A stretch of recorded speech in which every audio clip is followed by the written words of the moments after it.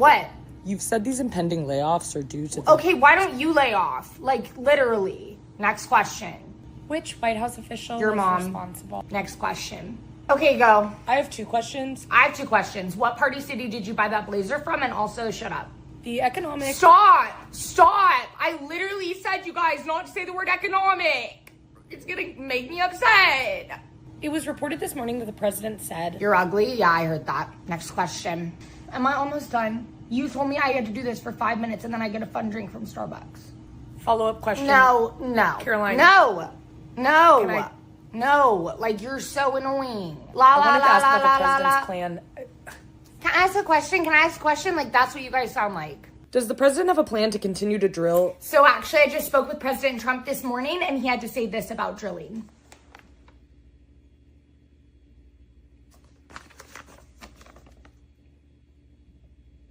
Next question.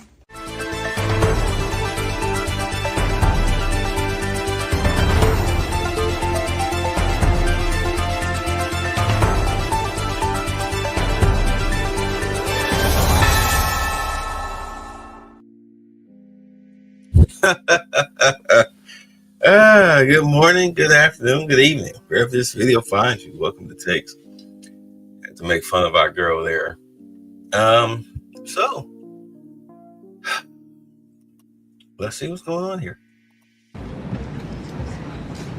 Good afternoon, everybody. I apologize for my tardiness today, so let's get right to it. We'll begin today with some scheduling announcements for President Trump's upcoming trip to Asia. Tomorrow night at 11 p.m., the president will depart the White House to fly to Malaysia, where he will arrive on Sunday morning local time. It's a long flight. President Trump will participate in a bilateral meeting with the Prime Minister of Malaysia in the afternoon, and then he will attend the ASEAN Leaders Working Dinner that evening. On Monday morning local time, the president will fly to Tokyo. Tuesday morning local time, President Trump will participate in a bilateral meeting with the new Prime Minister of Japan.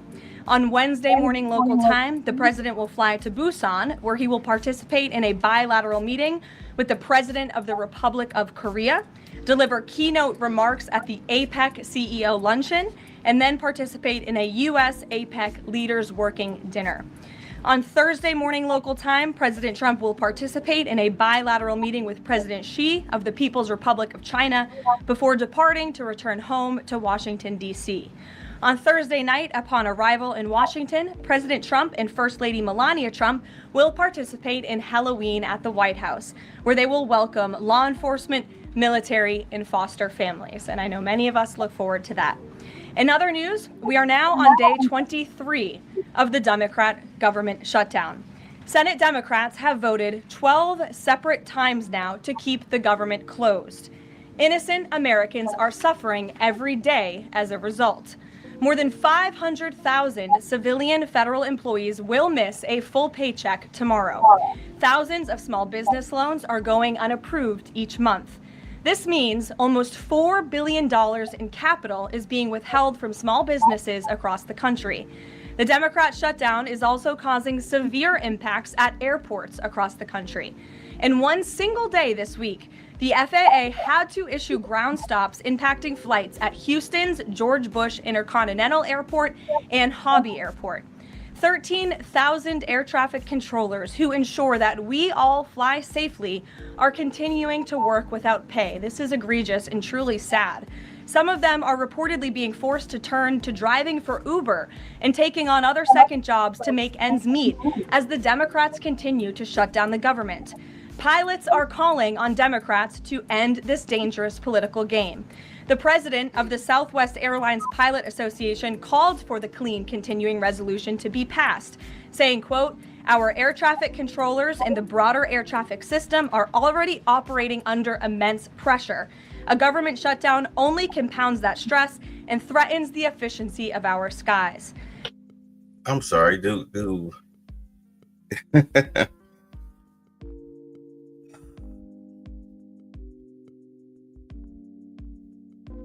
You know, I was making videos earlier this year labeling the death of the Democratic Party. And it's like right now, currently, you need a new party because the Democrats have totally lost their way. They don't care what happens to Americans. They only care about the illegals who fund them. I mean, clearly the Democrats are funded by the cartels, because there's no way in hell I would fight this hard against Americans in order to fund illegals, the Hispanic. That's why it's funny to sit up here and watch these silly Confederate slaves sit up here and say, well, this whole immigration thing is racist. And whenever they talk like that, my answer to that is, well, I'll tell you what, we'll house these criminal illegals that you're fighting so hard for. We'll house them with you, at least 70. They can live with you since you want to defend and protect them so much. We'll move them in with you.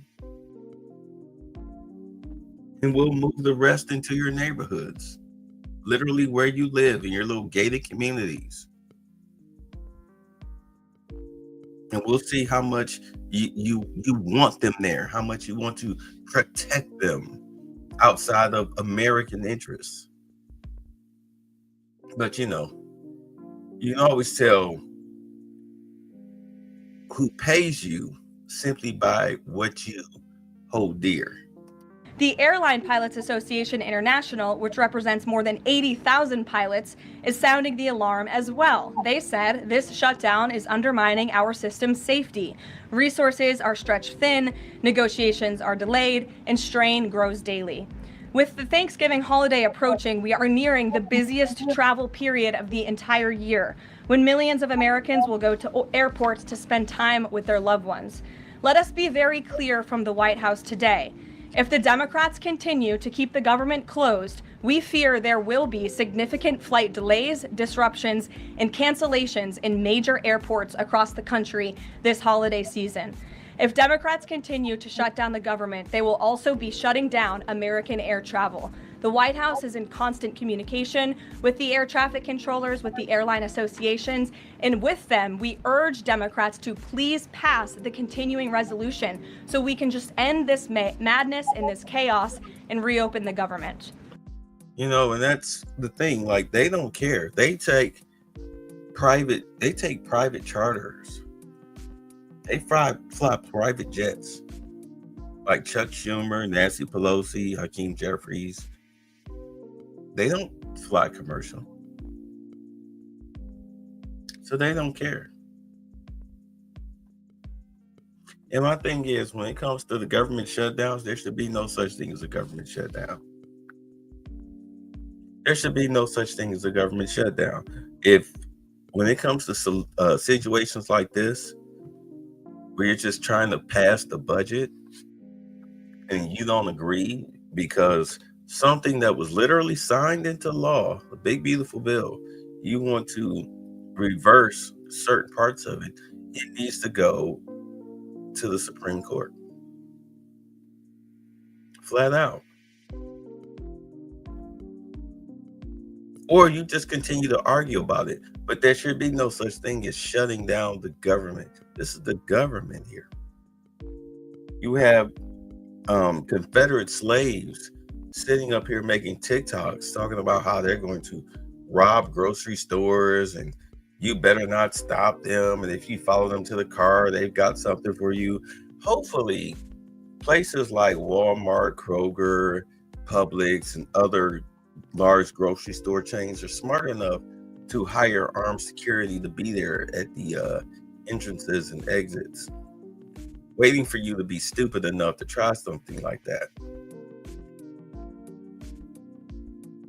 Or maybe, just maybe, they won't do anything and they'll just go ahead and let you just steal. And you know what will happen then? That will give them the excuse to shut those stores down, to shutter those stores in your little Confederate slave area.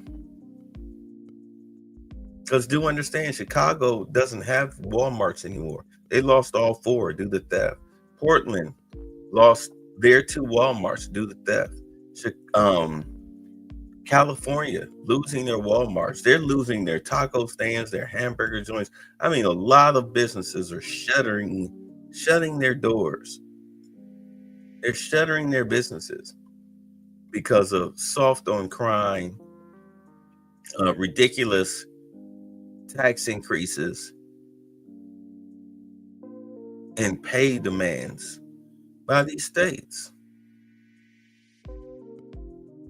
But yet you have these idiotic mayors like Brandon Johnson talking, and of course governors like Gavin Newsom talking about, well, we'll just tax the corporations to fund our communism. And the corporations were like, no, you're not. We'll just pull up stakes. Well, we'll tax the rich white people. These are rich white people. They'll just pull up stakes. They don't have to stay there. They don't have to feed you. Do you understand? They don't have to feed you. They'll just pull up stakes and stall you out, waiting till the next mayor or governor comes in who will reverse the laws. And maybe they'll come back. They can always go somewhere else. A lot of people are migrating to Florida. A lot of people are migrating to Texas. A lot of people are migrating to red states, that's states run by Republicans who aren't soft on crime. They're migrating there.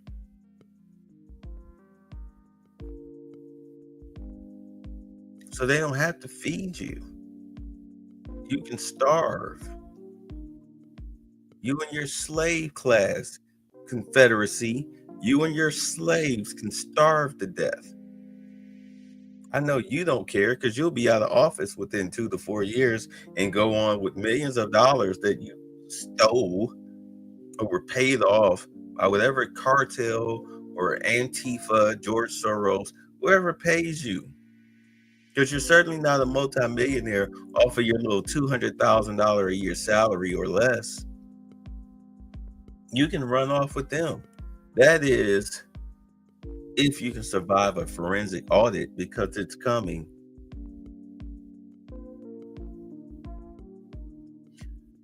But what do I know? These are very avoidable consequences. The unnecessary pain, unfortunately, does not end there. Funding for the Supplemental Nutrition Assistance Program known as SNAP, which provides food benefits to low-income families, is beginning to lapse this week in some states. If Democrats continue to hold Americans hostage, there will not be enough funds to provide SNAP benefits for more than 40 million Americans on November 1st. That is next week. Democrats are solely responsible for all of this unnecessary pain. Why are they doing it? To give taxpayer-funded healthcare benefits to illegal aliens, some of whom are violent criminals. During the 4 years of Joe Biden's administration, the Democrats forced Border Patrol to admit illegal aliens into our country with no legal status and minimal screening. A significant number of these individuals are the worst of the worst criminals: rapists, pedophiles, murderers, and even members of the terrorist watch list. Despite having no legal status, paroled aliens were able to file for work authorization, receive Social Security numbers, and access other benefits like Medicaid that are meant for Americans. Since I've found many in this room to repeatedly deny the reality that Democrats gave Medicaid benefits to illegals, and they continue to seek to do just that, I've brought a few verified examples for you today. These are examples of some of the illegals who received Medicaid benefits under President Biden's leadership, and this is what Democrats are wanting to do. This is why they are continuing to keep the government closed. An illegal alien from Laos was arrested for murder, robbery, and felony possession of a firearm. An illegal alien from Guatemala who was arrested for rape and burglary. An illegal alien from El Salvador who was arrested for strangulation, DUI, and burglary. An illegal alien from Mexico who was arrested for attempted murder. The Democrats' open border policies allowed these threats into our country, and then they provided them with free health care. The president and Republicans, through the One Big Beautiful Bill, implemented a common sense reform to end this fraudulent scheme. But that's why the Democrats are continuing to shut down the federal government. They are trying to reverse this and restore taxpayer-funded healthcare for illegal aliens like these. Throughout this shutdown, Democrats have said this quiet part out loud. Senator Chuck Schumer, the leader of the caucus that is refusing to open the government, said, quote, "Every day gets better as the shutdown continues." Ask the air traffic controllers if every day is getting better, Senator Schumer, and they will tell you absolutely not. House Democrat Catherine Clark said, "There are going to be families that are going to suffer. We take that responsibility seriously, but this is one of the few leverage points that we have." Here is a House Democrat who is admitting that they are using Americans who are suffering as political leverage. And Senator Bernie Sanders said, "If you reopen the government, we lose our leverage." This is pure partisan games. A senior Democrat aide said the party will not end the shutdown, quote, "short of planes falling out of the sky." That is truly a disturbing statement. The Democrats clearly don't care about this suffering. They care about playing political games against President Trump, and this dangerous charade needs to end. The president and Republicans' position has been clear and unchanged. Pass a clean, nonpartisan funding bill to reopen the government. And then we can talk about all of the partisan issues that the Democrats wish to. If you're watching at home, we urge you to call your Democrat senators and tell them to put our country over their party and reopen the government today. Here in our new media seat, we have Brittany Gibson of Axios. Brittany, why don't you start us off for our Q&A today? Thank you for being here. Two questions, if I may, Karoline. First is, we understand that the president and Republicans will not negotiate on ACA extensions until the government reopens. If and when that happens, what does the president think should be, or what are his plans for preventing rising healthcare costs for Americans? It's a very good question, and I'll leave that to the president to negotiate that when Democrats vote to reopen the government. When it comes to lowering healthcare costs, the president is deeply committed to this. It's why he has spent so much time and effort negotiating with Big Pharma to lower the healthcare costs of prescription drugs. All of you have been in the Oval Office for multiple different announcements. We've had these most favored nations deals with these large pharmaceutical companies committing to lowering drug costs in this country. So it's something the president wants to do. And Brittany, one more point. I'll just point out the irony in Democrats holding the government and the American public hostage over a healthcare system that they created. The healthcare system was called Obamacare. Why? Because Democrats and President Obama implemented. And Republicans have always said it's a broken system, yes, but they caused it, and now they want to shut down the government to fix it. We need to open the government, and then we can have these very important conversations about healthcare. The second, on H-1Bs and foreign students, during the campaign, President Trump said he wanted to make it easier for foreign students to work at U.S. companies, staple a green card to every diploma. But the changes from several agencies now on H-1Bs are adding more obstacles to that. The administration is being sued over those changes. Can you explain the changes in the president's thinking on H-1Bs? The administration will fight these lawsuits in court. The president's main priority has always been to put American workers first, and also to strengthen our visa system. We know for far too long the H-1B visa system has been spammed with fraud, basically, and that's driven down American wages. So the president wants to refine this system, which is part of the reason he implemented these new policies. These actions are lawful, they are necessary, and we'll continue to fight this battle in court. Garrett. Questions on different topics. If you'll Sure. indulge me. On the pardon of Changpeng Zhao, and apologies if I'm mispronouncing that name, Binance has significant business interests with World Liberty Financial, the president's family's crypto company. How do you respond to the allegations from Democrats that this is a corrupt act? I would respond and say the president is exercising his constitutional authority to grant clemency requests. And the president and the White House have a very thorough examination of every pardon request that comes to the president's desk. It is thoroughly reviewed by the White House Counsel Office, and I spoke with our great White House counsel about the pardon after it happened. This was an overly prosecuted case by the Biden administration. Even the judge in the case admitted that the Biden administration was pursuing a egregious over-sentencing of this individual, and the previous administration was very hostile to the cryptocurrency industry. So the president wants to correct this overreach of the Biden administration's misjustice, and he exercised his constitutional authority to do so. And to the Democrats, I would just say there's nothing more corrupt than what President Biden did on his way out the door, pardoning his extremely corrupt son and many of his associates.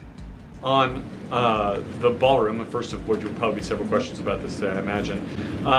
Is it a big story? It seems that way. The president's cost estimate has changed several times. I think it's up to $300 million now. Given the nature of all this, will the White House commit to releasing all of the donors and how much they're spending and how much of his own money the president is putting on the line to this? We have released the full list of donors thus far.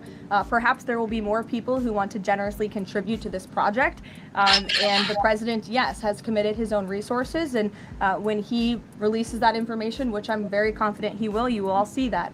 We'll see a dollar figure from the president? Yes, he will. And I would also just add the president has been incredibly transparent. I would reject any notion otherwise when it comes to this ballroom project. It's something he personally has obviously taken an interest into and has talked with all of you in this room many times about. You have seen the model in the Oval Office. Last night he showed that for you. But when this plan was presented and when these renderings, as soon as they were complete, the president directed me to come out here and to share them with all of you. I did an entire opening remarks about what this ballroom project was going to look like. With any construction project, there are changes over time as you assess what the project is going to look like, and we'll continue to keep you apprised of all of those changes, but just trust the process. This is going to be a magnificent addition to the White House for many years to come, and it's not costing the taxpayers anything. The president is privately funding this ballroom addition to the White House grounds. Jennifer. To follow up on that, one thing that's not in the president's model is the East Wing bunker, the president's emergency operations center. Can you say if his update, that $300 million, does that include the cost for upgrading that bunker? Look, like any security enhancements that are made on the White House grounds, those will be made and maintained by United States Secret Service. As for the cost of the ballroom and the construction itself, all of that is going to be, like I've said, privately funded and paid for by the president himself and many generous patriots who have stepped up. Included in that funding? Correct. Okay, and then can you say, well, that's all right, I'll skip that one. Thanks. We just... Okay. So the White House has explained that the reason you didn't submit construction plans to the NCPC is because that commission, along with others, don't have oversight over demolitions, but only over construction. And so far, you haven't built anything. So can you help us understand, can the president tear down anything he wants without oversight? Could he demolish this building or, say, the Jefferson Memorial? So it's not the president who came up with that legal opinion himself. That's a legal opinion that's been held by the NCPC for many years. It's written, so we can get you that background and that research if you wish to include it in your reporting, because it is very important. They have ruled consistently. Their general counsel has said when it comes to phase one of this project, the tearing down of the current East Wing structure, a submission is not required legally for that. Only for vertical construction will a submission be required, and that's a legal opinion from them, and we are following that legal opinion. And again, I would just add, can any president do such a thing to the White House grounds? There have been many presidents in the past who have made their mark on this beautiful White House complex. This briefing room, as you all know, was not once a briefing room. It was a swimming pool. There have been presidents who have completely torn down the executive mansion. If you look at what President Truman did, some of the photos of the construction project that took place in those years, I think sitting here today, we're all grateful for those efforts and the modifications that happened at that time. And again, in due time, the East Wing is going to be more beautiful and modern than ever before. And in addition, there will be a big, beautiful ballroom that can hold big parties and state visits for generations to come. So it sounds like the answer is yes, he can tear down whatever he wants. And then secondly, I mean... that's not what we're saying. That's a legal opinion that's been held for many years. And interpreting it. No, it's something that presidents have done for years and years. In fact, I have some photos here. Thank you, Pat. to show you the construction that's taken place on the White House grounds. This is the construction of the West Wing in 1902.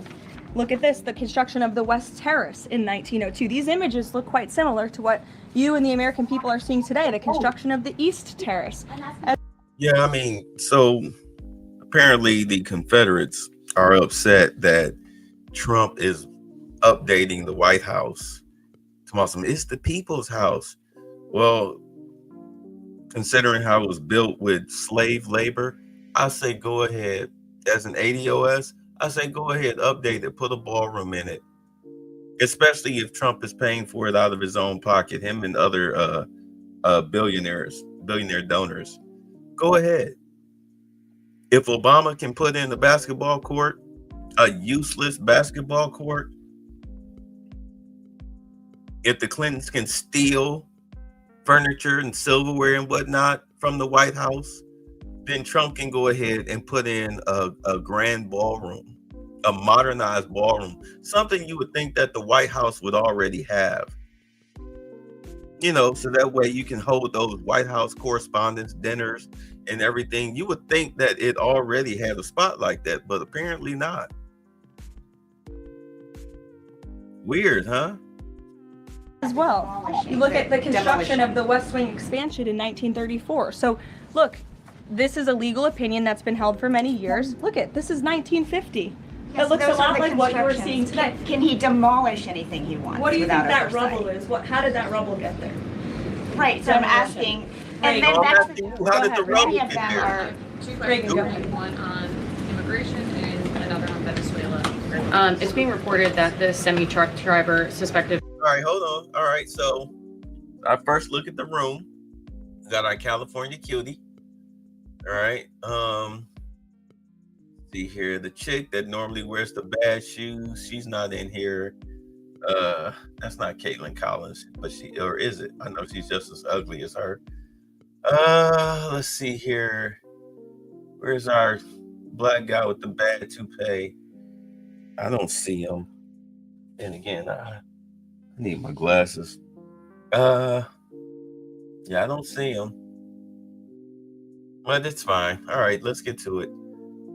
Killing 3 people in a DUI. It's being reported that the semi-truck driver suspected of killing 3 people in a DUI crash is an illegal immigrant who came in under the Biden administration. Do you know if California gave him a commercial driver's license? And then it also appears that California largely has not been cooperating with English proficiency standards. I'm wondering if the administration has any further plans to punish the state. Yes, I can confirm that California gave this individual a license, and it is something that the Department of Transportation has already looked into. I know Secretary Duffy, who's doing a phenomenal job, has spoken on this many times in the crackdown that the Department of Transportation is taking on these licenses that are wrongfully being issued to people who clearly do not deserve to uphold these positions. As for this case in California, on October 22nd, ICE lodged an immigration detainer for this individual following his arrest by local authorities in California on charges, as you know, of manslaughter while intoxicated and driving under the influence. He killed 3 people, and he first entered the United States in 2022 through the southern border, and he was released into our country by the previous administration. So now ICE has lodged a separate detainer for this individual, and these tragedies are following a disturbing pattern of these criminal illegal aliens being issued commercial vehicle licenses. And so yes, the Department of Transportation is absolutely cracking down on that. I defer you to them for any specifics. In all honesty, the federal government needs to start arresting these people out in California or whatnot who are giving out these fraudulent driver's licenses, especially in Minnesota and California especially. An illegal immigrant should not be getting a driver's license. That's against the law. Whoever issued them, we're going to follow from the person who approved the application. Whoever approved that application needs to be arrested. They need to be arrested. They need to be facing federal criminal charges, felonies. These aren't misdemeanors. These are felonies. They need to be arrested. Like, who told you to green light these? but they're playing this game. And I understand, like, it took them 3 to 5 years to arrest these NBA players and associates, criminal associates, be they Israeli and Italian, for illegal sports gambling in these illegal poker games, these rigged poker games. And Gilbert Arenas gets a slap on the wrist because, they just were renting out his house. He had according to him, he had no idea what was going on, because it goes a whole lot deeper than that. I think what prompted the investigation into the illegal gambling, the NBA illegal gambling, was somebody was murdered outside of Gilbert Arenas' house after one of these games. So then they began an investigation.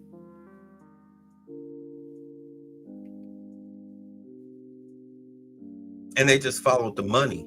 The government is slow and meticulous. Like I said earlier, they're slow and meticulous because they just give you the rope. They give you the rope, and you go ahead and you braid the noose. You make the noose yourself, and then you put your neck in it. And then when the government comes to kick the chair or the ladder away, suddenly now you want to claim that you're innocent. So it's just a matter of time before they start making arrests on people who are issuing these fraudulent driver's licenses. This is why I say you only do work for the people who are paying you.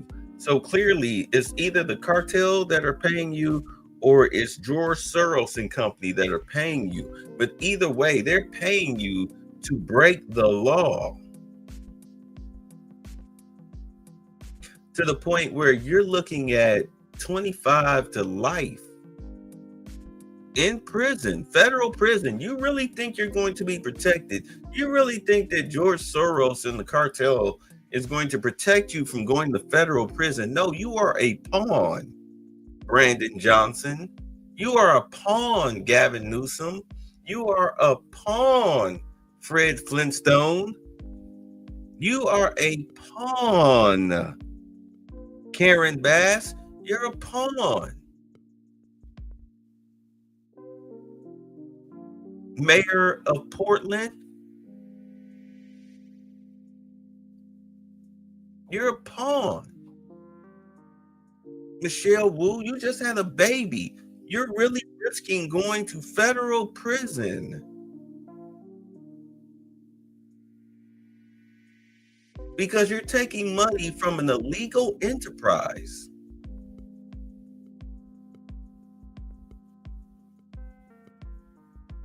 You're a criminal. And you really think that the federal government, you really think that Trump is not going to do anything? This is why you got people calling him a dictator and a Nazi, because he's holding you accountable for your criminal activity, something that you never thought would come to pass. You never thought it would come to pass. You tried to kill the man twice, now 3 times, 4 times. With the sniper nest that they found. You're playing with your life for criminals. Okay. President Trump has said Maduro doesn't want to mess with the United States, and this administration is continuing to position more military assets towards Venezuela. I'm wondering if the end goal of this narco-terrorist war is to implement a regime change in Venezuela. The president has spoken on that, Reagan, and I certainly won't get ahead of him. What we've made very clear is that this administration is not going to tolerate international narco-terrorist organizations from trafficking drugs into the United States.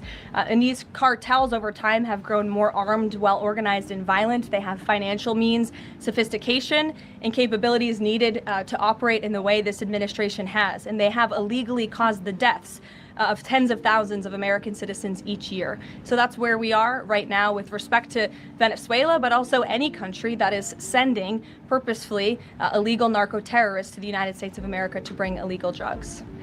Yeah, they blew up another boat.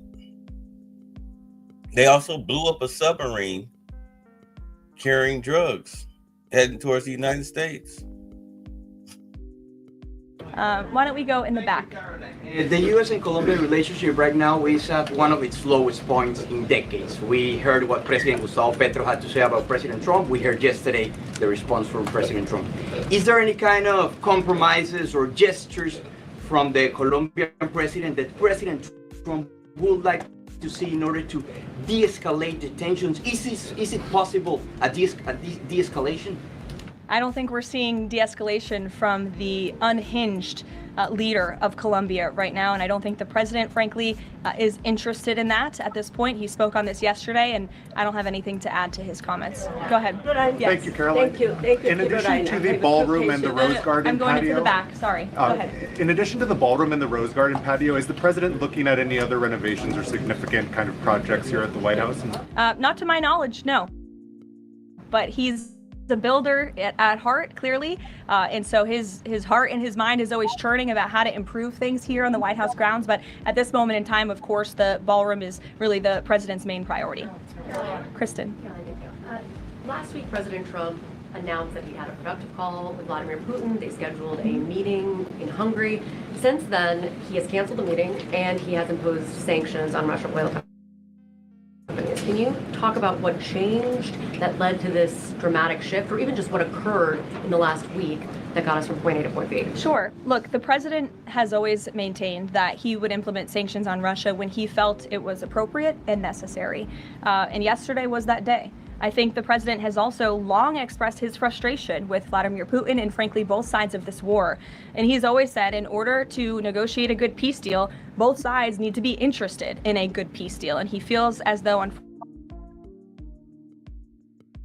unfortunately, from the Russian side as of late, he has not seen enough interest and enough action in terms of moving the ball forward towards peace. And so a meeting between these two leaders is not completely off the table. I think the president and the entire administration hopes that one day that can happen again. But we want to make sure that there's a tangible, positive outcome out of that meeting and that it's a good use of the president's time. Of course, he's traveling to Asia next week. He has a number of events coming up here on the home front as well. He's been incredibly busy, as you all know. You're all tired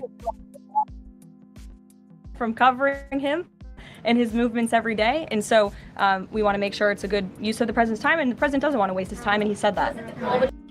I mean, truth of the matter is that when Putin met with Trump in Alaska, they pretty much had a deal. Pretty much had a verbal deal. It was just a matter of getting Zelensky to come to the table and agree to the deal. That's why I think it was the next day, you had the EU leaders who you saw that were standing up there after the peace deal that Hamas made with the United States and Israel to return the hostages. You had those same EU leaders at the table. And Zelensky was supposed to just go ahead, look, you need to meet with Putin so we can go ahead and sign these papers and everything is going to be everything. But Zelensky and Putin seriously hate each other. So Zelensky is not going to do the meeting because he's afraid for his life, as well as he should be. So he refuses to have the meeting. So what Putin is doing is that he's just putting more pressure on Zelensky in order to get Zelensky to cave and have the meeting. And Zelensky needs to understand, you're not walking away from this alive. Just like Hamas, the Hamas soldiers who had these people held hostage since 2023. You're not walking away from this alive. You can go ahead and settle scores and execute people in the streets who you feel turn traitor against you all you want to. You go right ahead. Just understand that your days are numbered. You're not going to be allowed to roam around free while we bring in construction crews to rebuild Palestine. You can forget it. Zelensky, do you really think you're going to be the leader of Ukraine once you sign these papers and we start bringing in the mining tools and whatnot to start extracting the resources out of the ground after all the money you've stolen and the lives you cost? You had the nerve to show up to the White House trying to show us some pictures and play on heartstrings trying to get money from us. That's why you got kicked the hell out. You fat-foed real hard in front of the world. You little cokehead.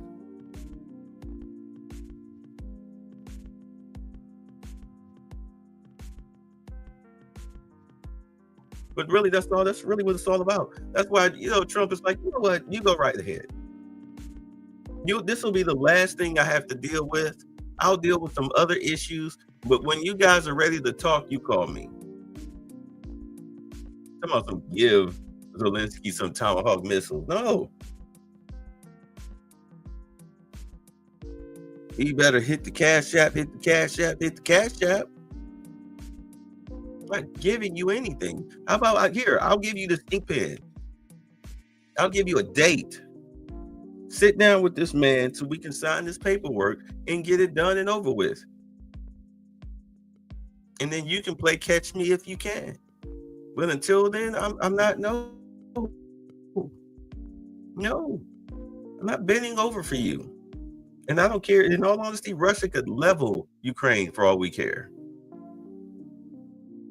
If that's how you really want to play it, we already have our assurances with them. You're the one that doesn't want to play ball. But, I'll let you sweat it out some more. Between the Secretary of State and Lavrov that led President Trump to believe that President Putin or the Russians did not want a peace deal? That was not the sole reason, no. I think the Secretary Rubio felt that was actually a productive call. But again, the president wants to make sure that a meeting between himself and President Putin will be a good use of his time. What exactly led to President Trump not believing after his call on Thursday, where he said he did think he wanted peace and wanted a peace deal, to believing that Russians were not? Again, the president wants to see action, not just talk. And I think the president is extremely motivated by the success of his peace deal in the Middle East to get things done. And he wants this war to come to an end. He's been saying it now for 9 months being in office, and he's grown increasingly frustrated with the lack of progress from both sides of this war. Mary. For example. Two quick construction questions, if I can. You mentioned any construction project comes with changes. The president had initially said that this project wouldn't interfere with or touch the current structure. Now he says to do this properly, he realized that the East Wing had to be demolished. This is the people's house. Why not inform the public of that change and when it was decided that the East Wing would have to be demolished? Look, again, with any construction project, changes come, and we have informed all of you. We've been keeping you apprised of this project. We've shown you the renderings. And if you look at the renderings, it's very clear the East Wing was going to be modernized. Instead, in fact, I said that in the briefing when we initially introduced this plan to all of you and to the public. But the East and tearing down are two different things. Well, again, the plans changed when the president heard counsel from the architects and the construction companies who said that in order for this East Wing to be modern and beautiful for many, many years to come, for it to be a truly strong and stable structure by the people's house. And so that's exactly what he's doing. It's going to be, again, like I said, much more stable, strong, secure, and more beautiful than ever once it's complete. They keep talking about this ballroom as if it's an attack on the nation.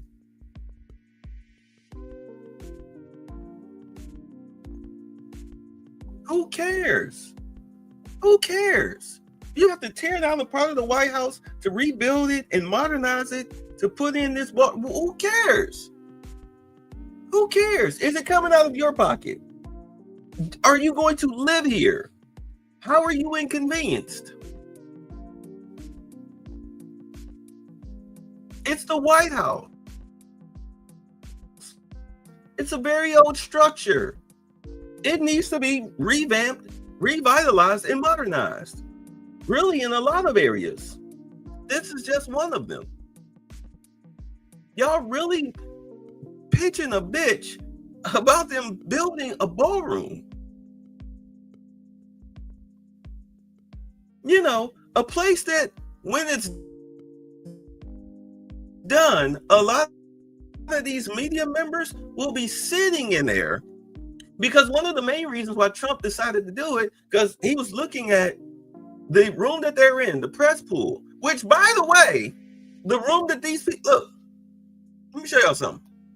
This room that they're sitting in right here, you see what do you have any idea what they're sitting on top of? This is a pool. This used to be a pool that they're sitting in. This used to be a literal swimming pool.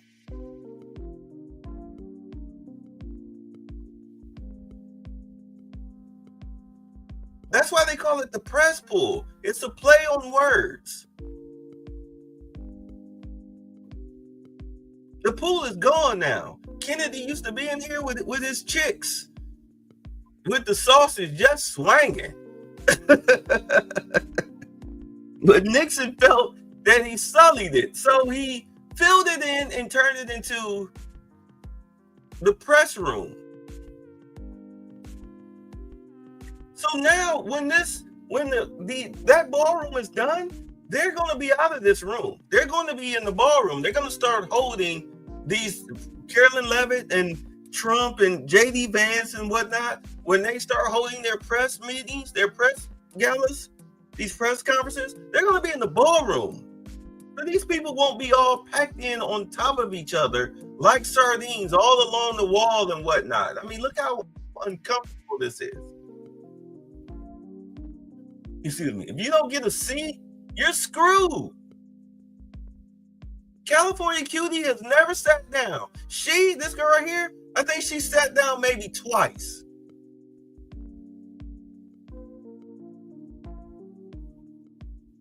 It's ridiculous. Like, would you stop crying about enhancements that will help you? Construction project comes with changes. The president had initially said that this project wouldn't interfere with or touch the current structure. Now he says to do this properly, he realized that the East Wing had to be demolished. This is the people's house. Why not inform the public of that change and when it was decided that the East Wing would have to be demolished? Look, again, with any construction project, changes come, and we have informed all of you. We've been keeping you apprised of this project. We've shown you the renderings. And if you look at the renderings, it's very clear the East Wing was going to be modernized. In fact, I said that in the briefing when we initially introduced this plan to all of you and to the public. Okay, what the hell is she wearing? What is this 1962 grandma sweater?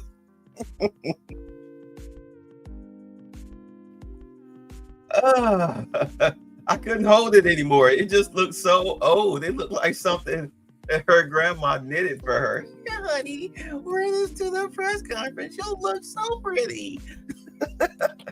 The East, well, again, the plans changed when the president heard counsel from the architects and the construction companies who said that in order for this East Wing to be modern and beautiful for many, many years to come, for it to be a truly strong and stable structure, this phase one that we're now in was necessary. And the president wants to do right by the people's house. And so that's exactly what he's doing. It's going to be, again, like I said, much more stable, strong, secure, and more beautiful than ever once it's complete. And the First Lady's offices, where will those be? The First Lady's offices, the Social Secretary's office? In the East. They will be back where they were? Yes. Perfect. Thank you. Cattle ranchers who supported the president's election have raised some concerns about plans to import beef from Argentina. How will Trump administration support those farmers? Look, the president hears those concerns. He addressed them yesterday himself. The president loves our ranchers, and our ranchers love our president. And in fact, the president did a lot for them in his first term here. They are struggling because of the many horrible policies of the previous administration. The president loves our ranchers, and he also loves American consumers, and he wants to do right by both. So the immediate solution to the problem of the rising cost of beef, the president wants to bring that down, is we have to increase our supply. And so that's what he's doing with respect to these imports. The president also is looking out for our ranchers with a long-term plan that was released by the Secretary of Agriculture yesterday. It's a 3-part plan. It's very extensive and detailed. I would encourage all of you to read through it. But there's really 3 points to this plan that the president has agreed upon and has entrusted Secretary Rollins to implement. Number 1, strengthening U.S. cattle production through increased grazing access, endangered species reforms, enhanced disaster relief, increased access to capital, and reducing costs for new and young ranchers. We want to incentivize more Americans to get into this noble profession. Lowering long-term costs by cutting inspection costs, increasing market options for consumers with product of USA labeling, and ensuring consumers know that they are eating American beef. It's a good incentive for the American consumer. And lastly, growing the domestic herd while boosting long-term demand to reduce prices for consumers while growing the markets for our ranchers. So President hears them. He has to address both of these problems for the ranchers, but also for the American consumer. He promised to lower costs, and that's what he's committed to doing. Thank you. 2 questions not on the ballroom. The first is, there's a Democrat in Texas who's actually running for Congress who said last night during an interview when talking about fighting Republicans and this administration, quote, "If you hit me in my face, I'm not going to punch you back in your face. I'm going to go across your neck." This has obviously really upset those folks over at Turning Point USA after the Charlie Kirk assassination. Just your response to that kind of rhetoric. Just very jarring rhetoric. And I think it's very unacceptable. I hope the people of Texas will do the right thing and reject this person's candidacy. It should have no place in American politics. Yeah, it was a goofy black chick, a Confederate slave, who said that. I don't know what it is with these Confederates. They're always introducing violence into their language. Like, it's like they're so itching to take a beating because they really do think that conservatives are soft. They think conservatives are weak because they've been chilling out for a good, 4 years, going on 5. They really think conservatives are weak. But I'm telling you right now, if things start popping off, because there are conservative anti-protesters out there in Portland. They're starting to show up. I got a video where a motorcycle gang was up there in Portland and they beat the crap out of an Antifa loser, little skinny jeans, soy boy. They stomped him out. Stomped him out. Look, the equal and opposite reaction is starting to bubble its way to the surface. It's starting to come about. You want to fight? Okay. Here they come. You've been asking for this. You've been begging for it. You like Brandon Johnson said, the president wants a rematch of the Civil War. He wants to win again. Like, okay, keep pushing. A quick second question on oversight Democrats that are saying that they're creating this master ICE tracker, basically tracking all ICE activity. We've seen the protests in New York just yesterday. Homeland Security is saying that this sounds like obstruction of justice. What do you say? Again, this is actively putting the lives of our ICE agents at risk. We've seen media outlets, in fact, in this room, also write stories about ICE tracker apps that Democrats and other left-wing activists have created to track the location of ICE agents on the ground in our communities.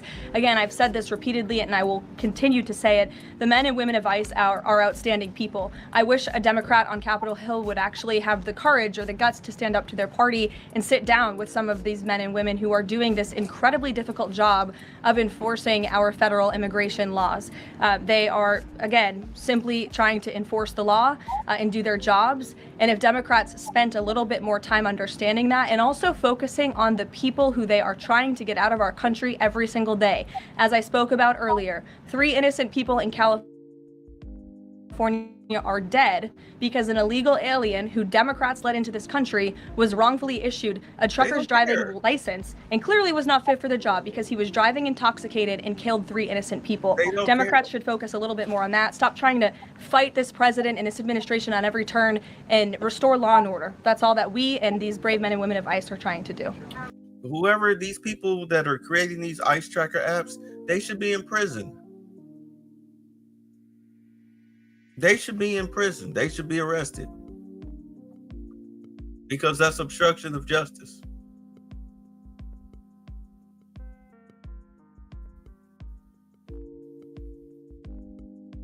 But, you know, I mean, I know what I said about the government moving slow, but this is feckless. Sometimes you need to actually put your foot on the gas. Google and Apple needs to immediately remove such apps because they're harmful. Flat out. But, you know, that's the billionaire class that Bernie Sanders says is, you know, the oligarchs are trying to destroy America. You know, the very people that he takes money from. Mary. Thanks, Caroline. I have 2 questions, one on San Francisco and one on the No Kings protesters.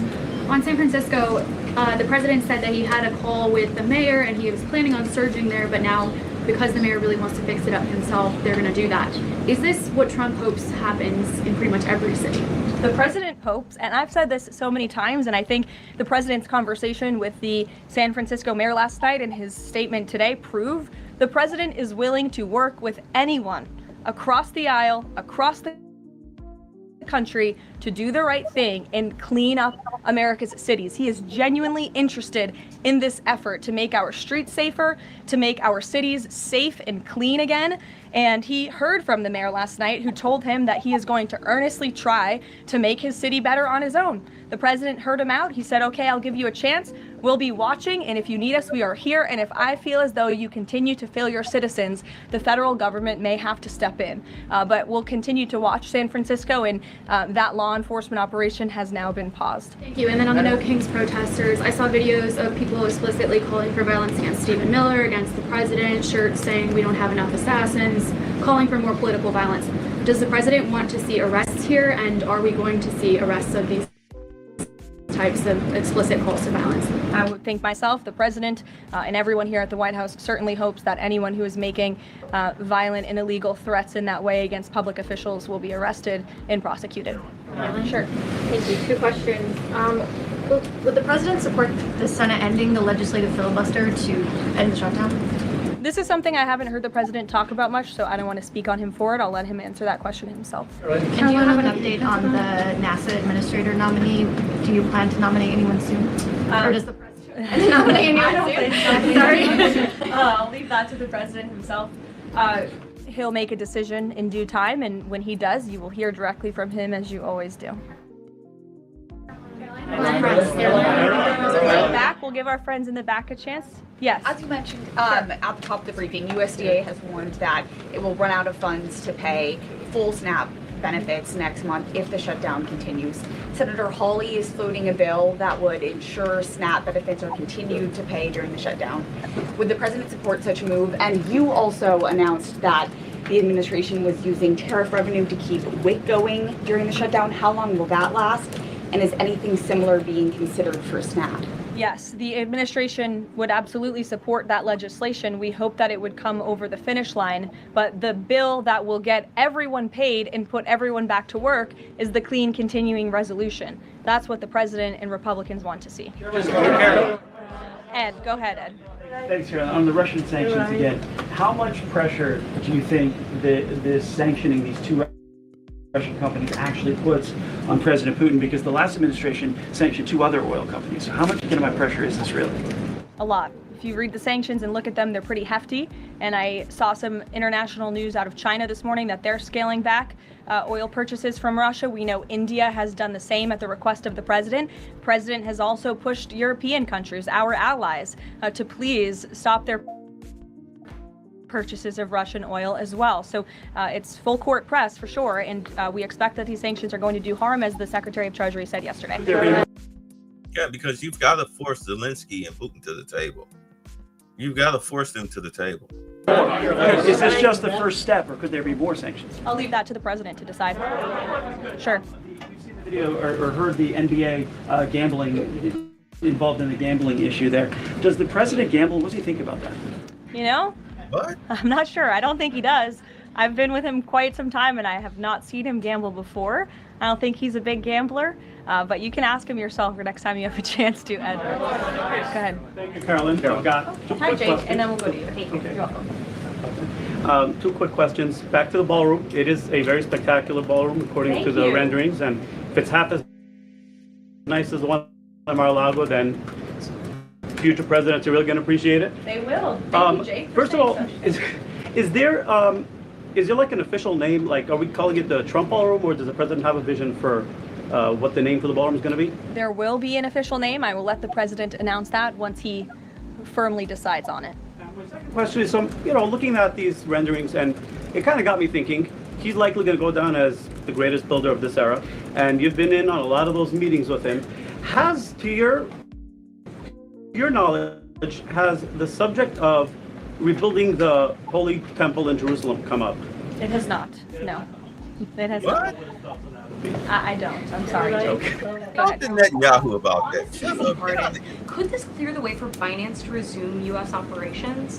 I won't get ahead of that. That's something for Treasury or the Departments of Commerce to comment on, so you're welcome to ask them. And then one follow-up question.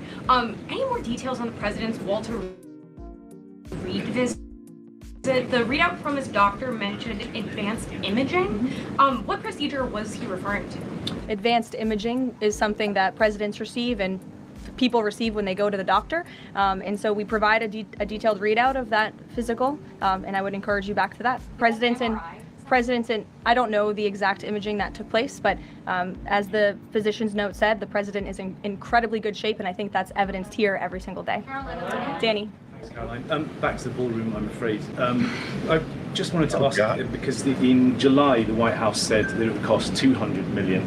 Yesterday, the president said $300 million.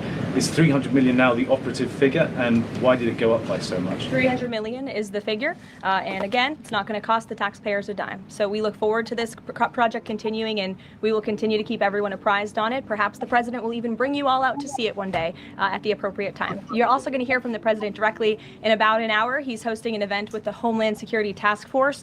This was a newly created federal task force that the president and his law enforcement team have put together. I would encourage you all to tune in to the remarks. They have really done a tremendous job at refocusing how federal law enforcement and local law enforcement work together. There will be some local sheriffs and law enforcement officials in attendance as well, and they'll be talking about the success and the many arrests they have made of drug traffickers and cartel members all across the country by just simply working together. So we will see you at the event. Thank you.